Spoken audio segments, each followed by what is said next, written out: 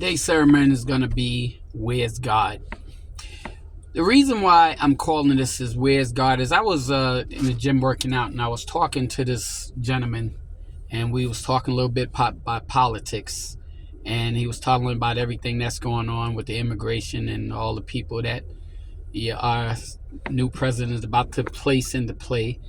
And he said, where's God in this? Okay. And I want to explain something to people. Like I said, God always, give me a word on certain things. And when he sit up here and asked me where God was, I want to sit up here and explain something to people. We always say, where's God? And we always say why God is not doing anything about this. And we always want to ask, God has the power to do this, and God is not going to allow this, and God is not going to allow that. And we put the blame on God because we always think God is going to deliver us from things. And let me say this. We are delivered. When you walk with God, you are delivered from these things. Not saying that you won't have to go through certain things, but you are delivered from it. So we won't get the brunt. We won't feel the same things that a lot of people that don't walk with God will feel. But the reason why we go through this is not because of God. This really has to do with us. What we don't understand is we as Christians, we as people, okay, we sit up here and we go through things not because of God, but we go through things because of us. And I said this and I say it again, two things God is not going to do. God is not going to do something he already done, and God is not going to do something that he told us to do. Okay? And God has given us the keys. God has given us the power. God has given us everything that we need to run this world. And yet and still, we turned it over to Satan. We turned it over to people. We turn it over to kings and queens and dignitaries and politicians, all the power and whatnot that God gave to us. We turn it over to Satan's people. Okay? Satan's people are the ones in Congress, the ones that the ones that's mega people, the ones that don't care about regular people, the ones that look out for themselves. We turned the power over to them. When Satan came, he comes to kill, steal, and destroy. And we as Christians, we as people of God, who God gave us the power to, have turned everything over to Satan. And then we sit up here and say, where's God? Well, God is right there. God has always been there. But God is not going to take you out of your free will. See, one thing God did was give us free will. Okay? The problem is with our free will, we take the free will to do things that we're not supposed to do. We take free will to change the things, the power and stuff that God gave us. We done gave it to Satan. We done gave it to Satan's people. Okay? We got free will to sit up here and change this whole country around. We got free will to sit up here and vote somebody in that's going to watch over for this country. We got free will to sit up here and get things in order. And yet and still we don't, with our free will that God gave us. And then we turn around and we say, where's God? Well, and God is saying, where y'all at? Okay, I gave y'all the power to do all of this. I gave y'all it's like I said it and I say it again. It's just like that light switch that I talked about with Duke Energy. If you paid your bill and you go to your house, you got to take that switch and you got to flip it on. Because if you don't flip it on, then no matter if you paid your bill or not, if you don't put the switch on, you ain't gonna get no lights in your house. Well, that's the same thing with God. If you're a child of God and you born again and God's giving you the power, but now you gotta go turn on that light switch. The problem is with a lot of Christians, the problem is with a lot of people, God gave us the power because we paid our bill with Jesus' blood.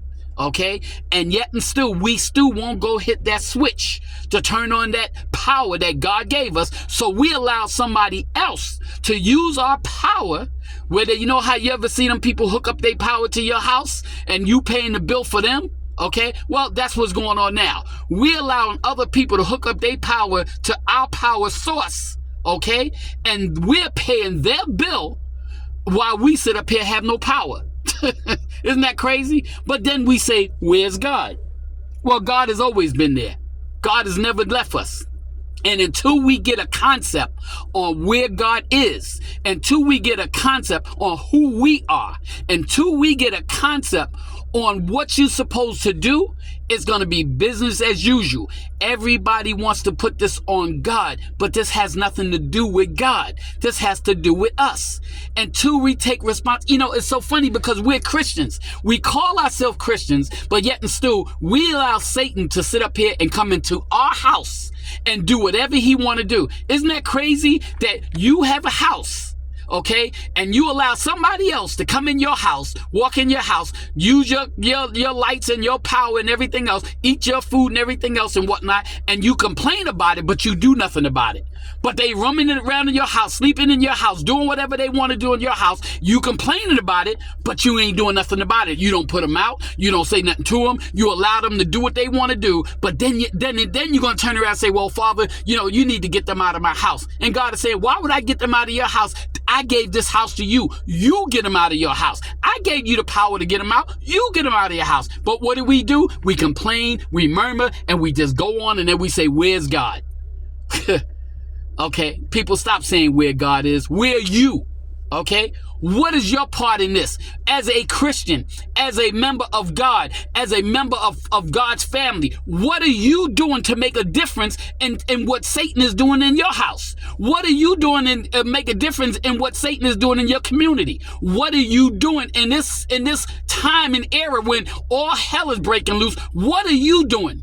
Okay, because we always want to sit up here and say, where's God? We always want to put it on other people. But what are we doing? Look in you know what Michael said in that song, The Man in the Mirror. Look in the mirror and look at yourself and see and ask yourself, what am I doing in this time that God is calling me to do? Are you doing what God called you to do? Are you representing God? Who are you representing? Are you representing God or are you representing Satan? We always want to ask where God is, but where are you at? Okay? And until we get this in order, until we get this straight, it's always going to be the question of where's God?